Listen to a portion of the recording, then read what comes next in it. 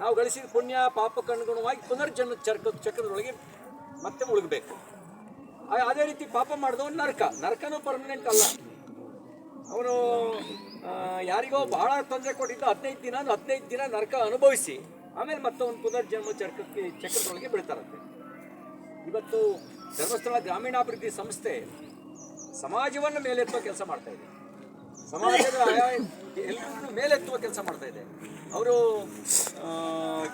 ಮಧ್ಯವರ್ತಿ ಸಂಘಟನೆಯಾಗಿ ಬ್ಯಾಂಕು ಮತ್ತು ಜನಸಾಮಾನ್ಯರ ನಡುವೆ ಕೇವಲ ಲೆಕ್ಕ ಇಡೋ ಕೆಲಸ ಮಾತ್ರ ಮಾಡಲಿಲ್ಲ. ಬದಲಿಗೆ ಈ ರೀತಿ ನೋಡಿ, ಕೆರೆ ಅಭಿವೃದ್ಧಿ, ಬ್ಯಾಡ್ರಳ್ಳಿಗೂ ಧರ್ಮಸ್ಥಳಕ್ಕೂ ಏನು ಸಂಬಂಧ ಅಂತ ಕೇಳಿದ್ರೆ, ಇದು ಕುಡಿಯಲ್ಲ ಅನ್ನೋ ಒಬ್ಬ ಮಗನ ತಂದೆ ತಾಯಿನೇ ಸರಿ ಮಾಡೋಕ್ಕಾಗಲ್ಲ.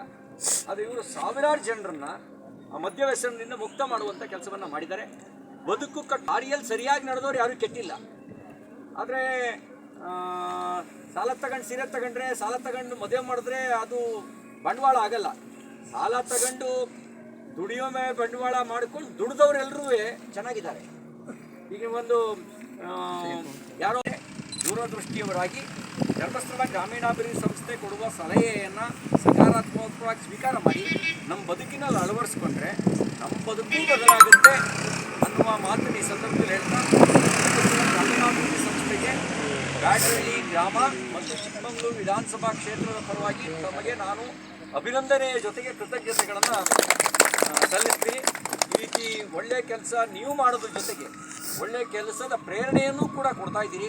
ಸಂಸ್ಕಾರವನ್ನು ಕೊಟ್ಟು ಅವರಿಗೆ ಎಷ್ಟೋ ಜನರಿಗೆ ಏನಾಗ್ಬಿಟ್ಟಿದೆ ಅಂದರೆ, ಕೊಟ್ಟವ್ನು ಕೋಡಂಗಿ ಇಸ್ಕೊಂಡ ನೀರು ಬದ್ರ ಅಂತ ಹೆಂಗೆ ಅದೇ ಮಾತಿರ್ತಾರಲ್ಲ, ಇಸ್ಕೊಳ್ಳೋವರೆಗೂ ಚೆನ್ನಾಗಿರೋನ ಇಸ್ಕೊಂಡ್ಮೇಲೆ ಆಮೇಲೆ ಅವನು ಕೋಡಂಗಿ ನಾನು ವೀರಭದ್ರ ಅಂತ. ಹಂಗಲ್ಲ, ಆಗಬಾರ್ದು. ನಮಗೆ ಕೃತಜ್ಞತೆ, ಒಂದು ಸಣ್ಣ ಉಪಕಾರ ಬೇರೆಯವರಿಂದ ಪಡೆದಿದ್ರೂ ಕೂಡ ಅದು ನಮಗೆ ಕೃತಜ್ಞತೆ ಇರಬೇಕು.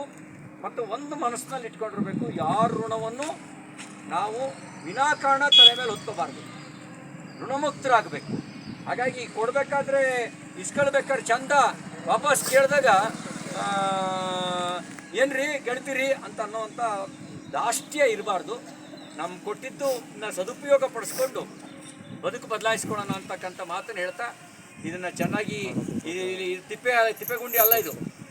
ಈ ಮನೇಲಿ ಮದುವೆ ಆದಿದ್ದೆಲ್ಲ ಕಸ ಎಲ್ಲ ಇಲ್ಲೇ ತಂದು ತುಂಬೋದು ನೋಡಿ. ನಮ್ಮ ಪೂರ್ವಿಕರು ಯಾರ್ಯಾರಿಗೆ ಯಾವ್ಯಾವ್ದು ದೇವಸ್ಥಾನ ಕೊಟ್ಟರೆ ಹೇಳಿ. ಗಂಗೆಗೆ ದೇವಸ್ಥಾನ ಕೊಟ್ಟರೆ ನೀರಿಲ್ಲದೆ ಬದುಕೋಕ್ಕಾಗತ್ತಾ ನಾವು?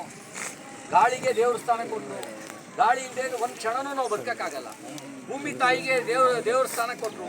ಏನೇ ಒಂದು ಕೆಲಸ ಮಾಡಬೇಕಾದ್ರೆ ಮೊದಲು ಭೂಮಿ ಪೂಜೆ ಮಾಡಿ ಆಮೇಲೆ ಕೆಲಸ ಮಾಡುವಂಥ ಪ್ರವೃತ್ತಿನ ಹುಟ್ಟಾಕಿದ್ರು.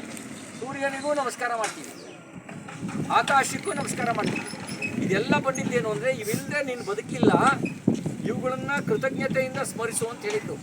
ಧರ್ಮೋ ರಕ್ಷತಿ ರಕ್ಷಿತ ಅಂತ ಹೇಳಿದ್ರೆ ಯಾವುದೋ ಕಣ್ಣಿಗೆ ಕಾಣದೇ ಇರೋದಲ್ಲ. ಇದೆಲ್ಲವನ್ನು ರಕ್ಷಣೆ ಮಾಡೋದು ನಮ್ಮ ಧರ್ಮ. ಇದೆಲ್ಲವನ್ನು ನಾವು ರಕ್ಷಣೆ ಮಾಡಿದ್ರೆ ಅದು ಸ್ವಾಭಾವಿಕವಾಗಿ ನಮ್ಮನ್ನು ರಕ್ಷಣೆ ಮಾಡೇ ಮಾಡುತ್ತೆ. ಹಾಗಾಗಿ ಈ ಕೆರೆ ನಮ್ಮೂರಿನ ಕೆರೆ ಹಸ್ತಾಂತರಿಸಿದ್ದಾರೆ. ಮನೆಯಲ್ಲಿ ಉಂಡು ಬಿಸಾಕಿದ ಲೋಟ, ಪ್ಲಾಸ್ಟಿಕ್ಕು ಎಲ್ಲ ತಂದು ಸುರಿಯೋಕ್ಕಲ್ಲ ಇದು ಜಾಗ. ಅಕಸ್ಮಾತ್ ಯಾರು ಸುರಿದ್ರೆ ಅದಕ್ಕಿಂತ ಪಾಪದ ಕೆಲಸ ಇನ್ನೊಂದಿಲ್ಲ. ಹಾಗಾಗಿ ಎಷ್ಟೋ ಕಡೆ ನಾನು ಕೆರೆ ಶಂಕ ಪಟ್ಕೊಂಡು ಬರ್ತೀನಿ, ನೋಡ್ಕೊಂಡು ಎಲ್ಲ ತಿಪ್ಪೆಗುಂಡಿ ಮಾಡ್ಕೊಂಬಿಟ್ಟಿದ್ದಾರೆ. ತಿಪ್ಪೆಗುಂಡಿ ಅಲ್ಲ ಇದು, ಜಲ ಮರುಪೂರ್ಣಕ್ಕೂ ಅಂತರ್ಜಲ ಹೆಚ್ಚೋದಕ್ಕೂ ನೆರವಾಗುತ್ತೆ. ನಾವೇನೋ ನೀರು ಕೊಡಿ ಅಂತ ಕೇಳ್ತೀವಪ್ಪ, ಪ್ರಾಣಿ ಪಕ್ಷಿಗಳು ಏನು ಕೇಳ್ತವೆ?